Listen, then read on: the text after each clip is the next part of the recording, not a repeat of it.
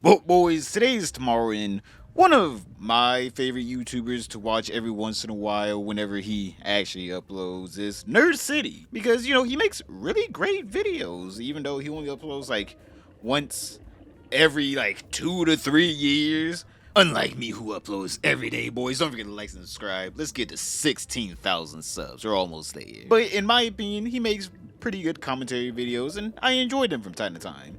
Now, obviously, as someone who only watches his videos and, only knows him passively, through the times he uploads, I never knew any of the backstory and the drama that goes on behind the scenes of Nerd City. In my eyes, I always thought the man, he was a pretty intelligent guy, pretty, down to earth, pretty chill guy. But behind the scenes, this man is a menace. All right, commentary YouTubers like Pyrocinical, Nicholas Diorio, Tommy C, and all of them, they really, are starting to have problems with this man. So last night, I saw that Nicholas Diorio tweeted out some screenshots from Nerd City's Discord of him essentially talking about other YouTubers. So I got interested after reading these screenshots. The first one is Nerd City replying to someone in his Discord saying, Clussel said in the stream that kicking him is a group decision, not only him.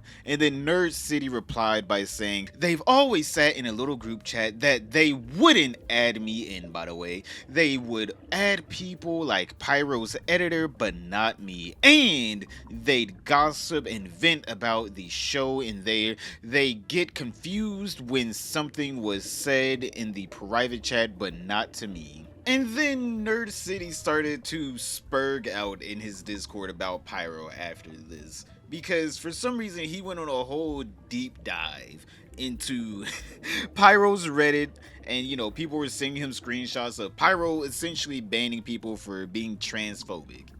And then the next screenshot is essentially him just going in on Pyro and saying that he doesn't like Pyro anymore. He doesn't like Pyro's fans anymore. He just thinks Pyro is saying and bowing to anything his audience want him to say and bow to. He doesn't think Pyro is his own person anymore, and he's consumed by his viewership. Which I'm just sitting here like, brother, we're talking about a guy that is into inflation corn, alright?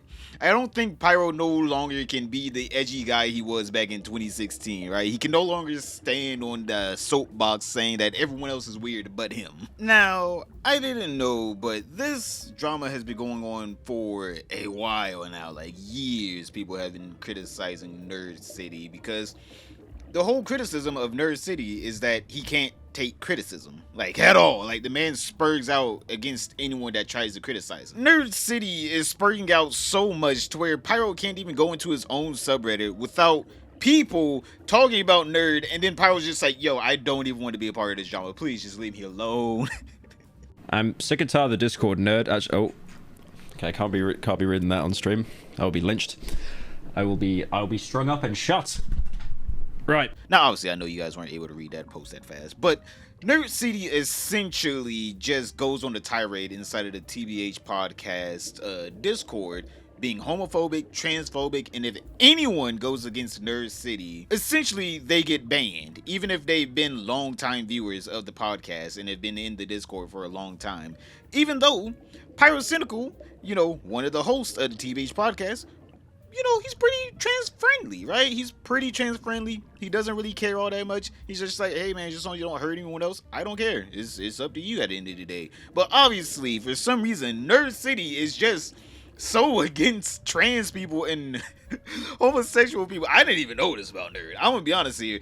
I'm like this person right here in Nicholas Diorio's Twitter replies.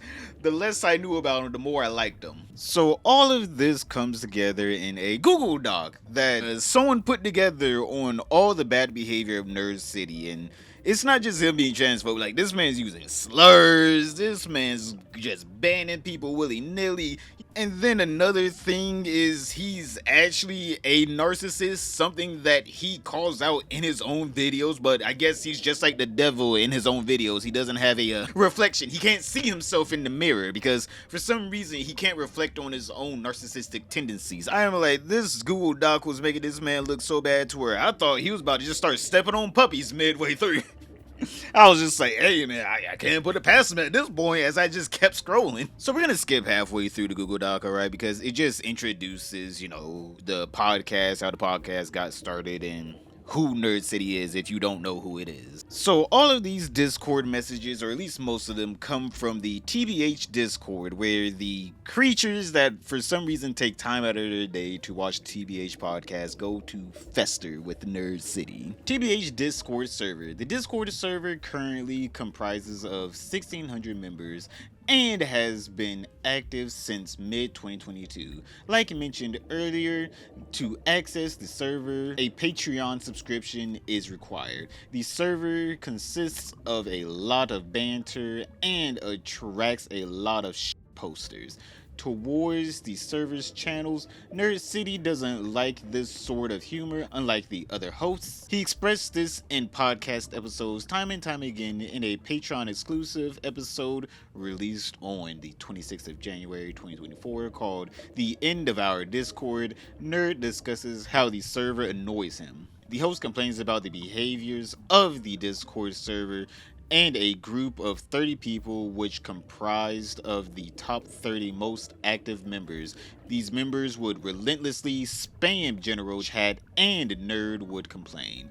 Nerd even left the server a few months ago back in February to June due to the spamming of cat gifs, proving his childish rhetoric. When he would reply to these members, he would constantly reply with slurs and other psychoanalytic paragraphs to announce he's better than them. Unfortunately, many screenshots cannot be provided as my own Discord account has been banned, but a Redditor provided a video compilation of the slurs used. However, he has since cleansed and got rid of these messages. So as you guys can see from the video that I also put up there that they link to below, Nerd very much is a very psychopathic individual, someone that believes himself higher than the people around him. He believes himself as being an almost omnipotent being, almost about damn near God himself.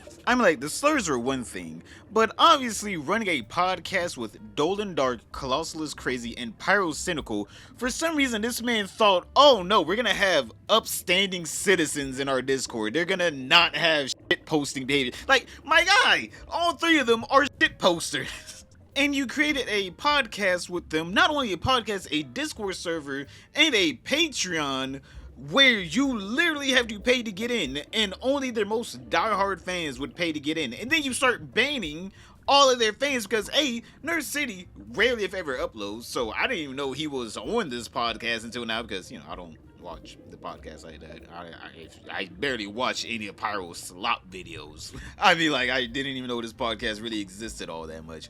But, like, Nerd is in here complaining like, my guy, what did you think was gonna happen? Hey, Pyro is like one of the biggest shit posters on the internet.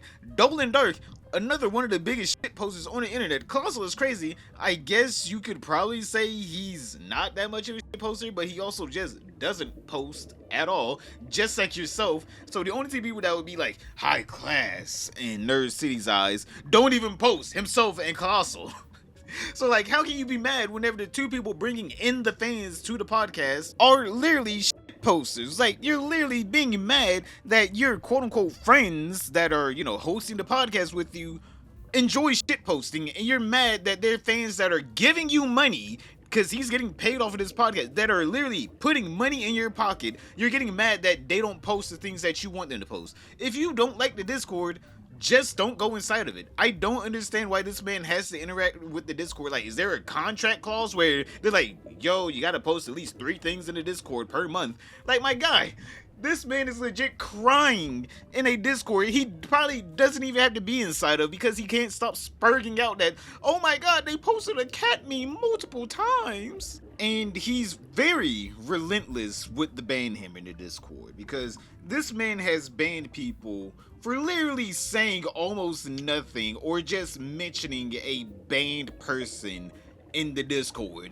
And on top of that, not only does he does that, but he will also go inside the Discord whenever he wakes up in the morning and search his name and reply to people hours after they said something about him, just so he can have the last word, even if he didn't even know the person said anything until he searched up his own name in the Discord. Like, this is insane behavior, because this is the same man that called out Sniper Wolf for being narcissistic and other creators for being narcissistic, and then for some reason this man can't take the slightest itty bitty criticism without ban hammering them and then just calling them a slur while banning them. And then we move on to his Twitter and his Reddit account, where if he can't ban you, seeing that he doesn't own the Reddit account, and you can't just ban people on Twitter, he's gonna block you or argue with you obsessively. Because for some reason, instead of being a grown man and thinking to himself, well, not everyone can like you. Not everyone's going to be your fan on the internet. He has to argue with everyone that has any amount of an opinion on him. And there's no real reason to go through it, because it's just pages and pages on his Reddit account where he's just spurging out that someone doesn't like him or someone had a criticism about one of his videos, and obviously since he can't ban them, he just argues with them until the end of time. It's quite sad to see that this man has over 1 million subscribers on YouTube, is one of the greatest YouTubers out there. Like, I'm not gonna put it past him. Like, he does pretty great on his YouTube videos whenever he sticks to just making his videos, but now all of his videos have this nice little sour taste in mouth, especially whenever he talks about narcissism, because he has shown himself to be a narcissist himself. So it's going to be quite weird him trying to point out in some other video, XY creators are narcissists, XY creators this, that, and the third, whenever he can't even acknowledge his own shortcomings. Just like how Activision Blizzard can't acknowledge that this mod was actually selling more of their games, but for some reason, they just didn't want the money. Click this video right here to find out why did Activision Blizzard shut down a mod that literally was saving one of their old games and gaining them new sales. But boys, other than that, don't forget to like, subscribe, comment down below. I enjoy talking with you guys, and I'll see you all tomorrow.